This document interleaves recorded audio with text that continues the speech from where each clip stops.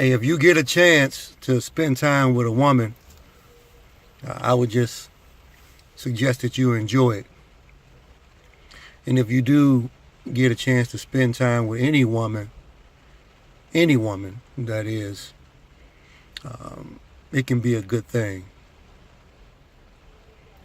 So what I mean by that partially is with everything that they have on their resume, all of the gifts they've been afforded, all of the advancements they have, the super advent of social media and everything else, and choices. And besides, they pretty much know what men want. So almost like a lottery, if you have been chosen and picked for that particular evening or moment or night or whatever that is, I actually would consider you, lucky that you was picked to be that person. So anytime you get a chance to spend time with any woman, you're fortunate. It's not a easy thing to make it on their list. And if you are branded for that evening and chosen, not amongst the chosen few, but chosen on this particular evening, it could be the universe, the stars, the skies, the moon, and her brain have all lined up in your favor. Because if you're able to spend time with any woman, you can see the jewels and the preciousness of what they were made for and what they provide. If you are a evil man, you may not make the list. They have a image that they want, a caricature or a design of what the man must look like, be like. And even though they don't have a lot of answers, if you ask them a straight question, they might come back to you with a question and a rebuttal. And if you ask them, where you want to go to eat, they're not going to be able to tell you. They're probably going to say, I don't know. Where do you want to go? And even though you have an understanding that they want to go out, they want to do things, a lot of times they really don't have any idea what it is that they want to do. And they are looking towards you as the chosen one to solve the mystery, work it out. So they're trusting you. And they're being loyal to you for this evening, for that moment, for that day, for that lifetime, possibly. So when they trust you, you have officially, almost like a sperm cell, have beaten out millions of men to be in her presence. Even the lowest of women, and you'll never get any of them to identify or ID themselves as such. It is a privilege for you to embark upon any time with her.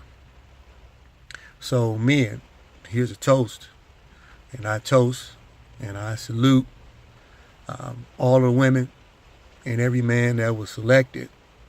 And there's only a few, possibly, that are chosen to be fathers or to be a sperm donor in terms of becoming a daddy or representing, her life as the baby dad or as the father of her children, because they're very crafty and very selective when it comes to this process. Now, I'm aware that God has a plan a lot of times that's severed and different from what man and woman has visualized for themselves, if they do have visions at all. Some may just be flying by the seat of their pants. But if any of them are calculated and are very detail oriented, a lot of times that specificness comes after their 20s and possibly 30s and sometimes their 40s, where they appear to be illuminated and have an enlightenment of what they don't want. And their charisma is very low, and their tact is non-existent when you are not one of those people. They have an uncanny ability to ignore you, any of your advancements, and sometimes even if they do slip and decide to be with somebody on a particular evening, what they do at some point, they have a change of heart.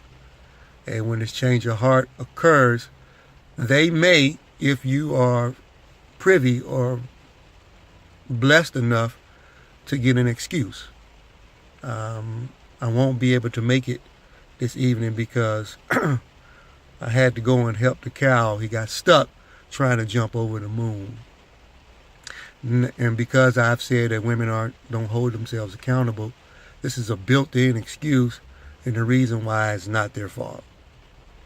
So an argument can ensue betwixt a man and a woman because they're both fighting to try to get him to get her to be accountable for all the debacles that occur, and she's upset because he's not manly enough to manipulate or soothe her unsettled mind at times, which can consist of brush fires and I got to take care of my kids. I got to go get these curtains. I got to go do this. I got to go to the grocery store. I got to do. And then a man's position is scheduled to be to calm the savage beast. If you do not have a reputation with her of causing her soothingness, even in her bouts of loneliness, she may bypass you unless she's really desperate. If you have one tool in your arsenal, which may be the activity of spending your money, you're still in the game. Because they don't mind going out one evening, but they don't have any intentions on going any further with you. You just won the sweepstakes on this particular evening, and hopefully that's good enough for you. Some of them don't even mind if you do waste your hard-earned money by planning or plotting an event, social gathering, or some form of personal time on an intimacy level. They don't have any remorse or any regard for anything you've done.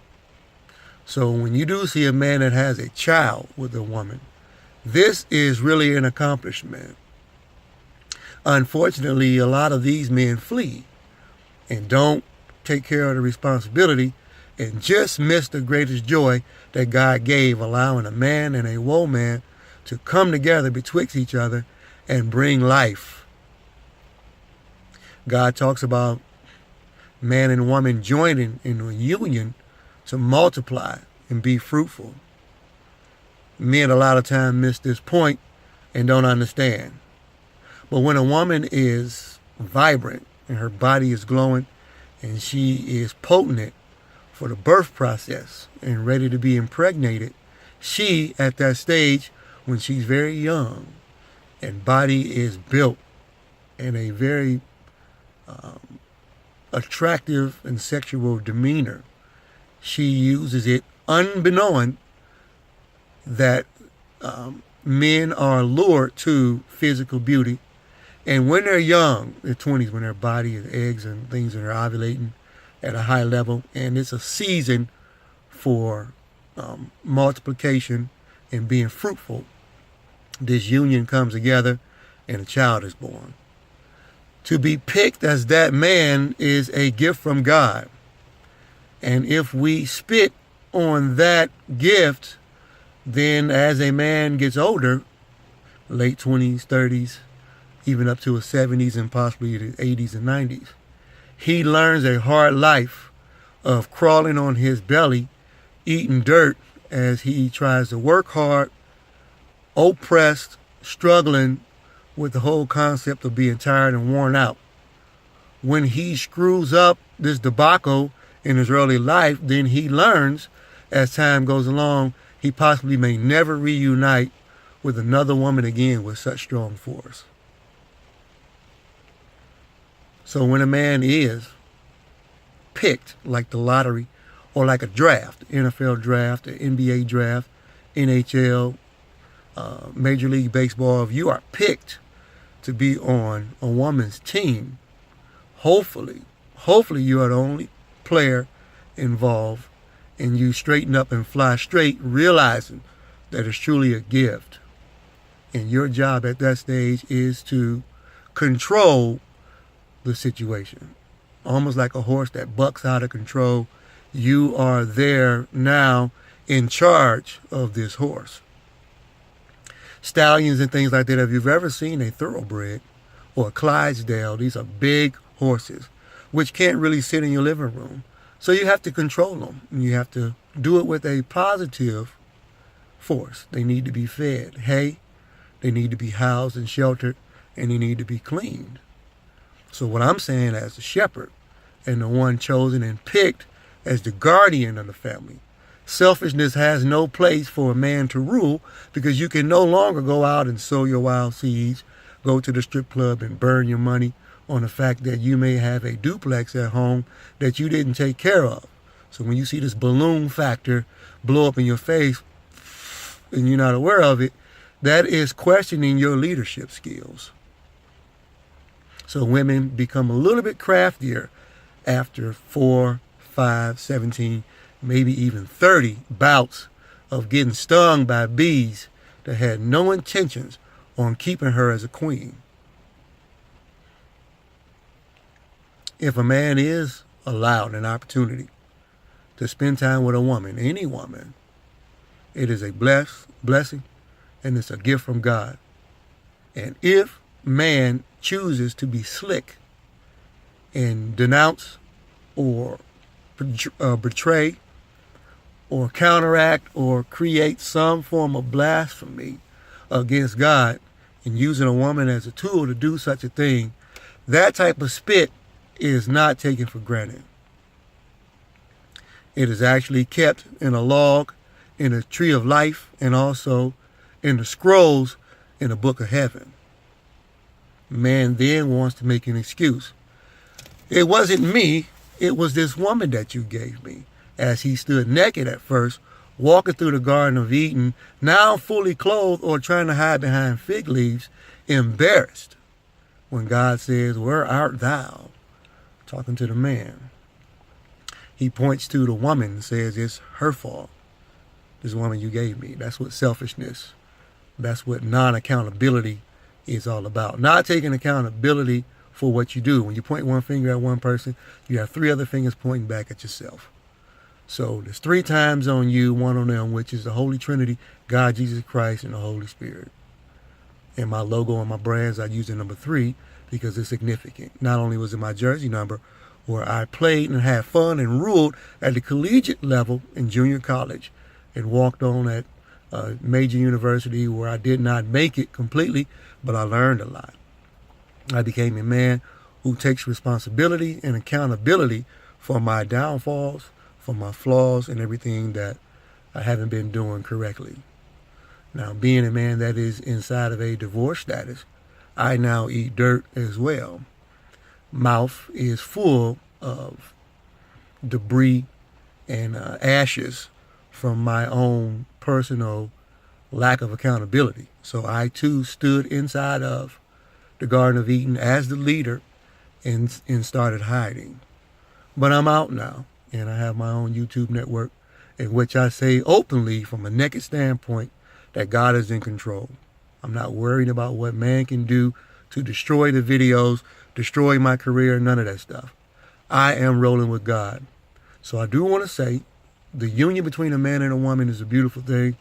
And in the words of the great Nipsey Hussle, who I want to say rest in heaven, you're not able to own anybody, but just experience them. So I want to say to a man, if you are able to spend 1 millisecond with a woman, that is a blessing from God. Treat it as such. Be respectful. Be royalty at all times. Motell Granite the Great, a.k.a. I do tree lack. I don't understand the reason I can't live like a king, and a lot more coming. Y'all take care of yourself. Be at peace, for sure. Maurice, peace. Good always win. Maurice Goodwin. Yes, it's all in there. 7 letters. Everything works good. My numbers add up. I'm all right. So I want to say to anybody that loves me, even though I have made an invisible level for myself inside of the city, my city doesn't know me, and this is a good thing. So as I mend my relationship with God, I no longer focus on earth or the people in it. So with that being a fact and reality, I do want to say I love y'all, and I mean it.